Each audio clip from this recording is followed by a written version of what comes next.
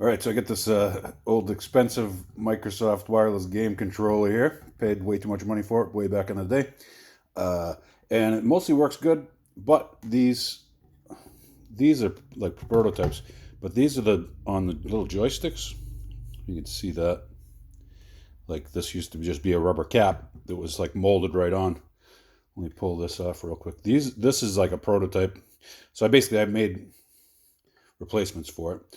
This was the first design. I'll show you how this was.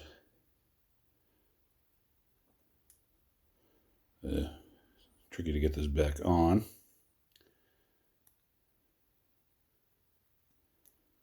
Right, so this was overmolded, meaning they take the metal piece, they manufacture the metal piece first. That's probably also metal injection molded, and then they'll drop it in another mold, which will mold the rubber onto it. And you can tell that's the process also by see these black dots. I'm quite confident that those are holes in the metal part so that when the plastic part is molded onto it, makes it stick on there better because the rubber flows into the holes, and so then it's gripped on there. Pretty common for over molding. You generally have like a securing feature like that or any adhesive stuff. So anyway, just over time, these wore through on the edges and started flopping around and just made it annoying while using the controller. So I decided to make these. So like this one, but this was solid. It was just a disc, but I didn't like, so I printed it face down like this, and then it was a square edge here. And, so of course this was the first try to see how it came out. And so what I did is I cut it with the filament cutters, side cutters. I cut these holes, these 4 holes.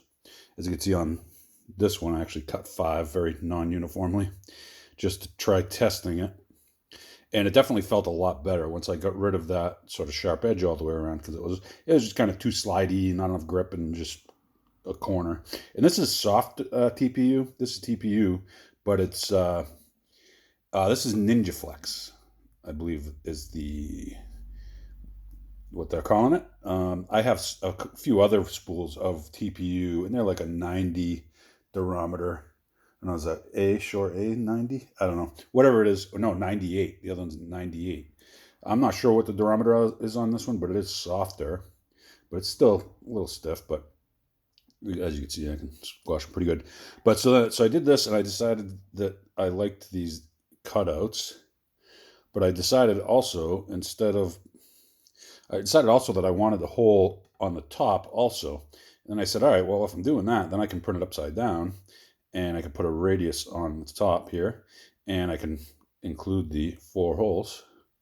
So in theory, I can just pop this guy on here. Oops. I was going to say that went on way easier than the solid ones, but I overshot and went right off the other side. Let's try that again. Today is the day of assembly prints fighting me at assembly. This is a couple hours after my other video. Hopefully I expect they both go up the same day. Oh, that looks great. Hopefully they don't pop off while in use. I printed 3 just in case one of them came out bad. Looking good though.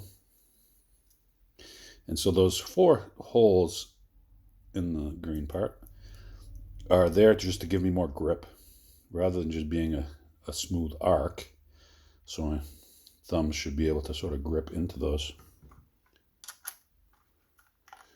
And the hole in the middle is really about grip too. And yeah, man, that's like way better than stock, to be honest.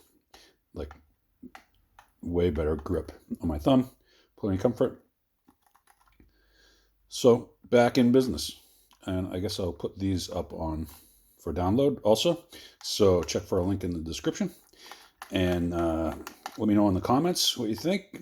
Any other ideas, suggestions. And be sure to like and subscribe and comment and share with your like-minded friends.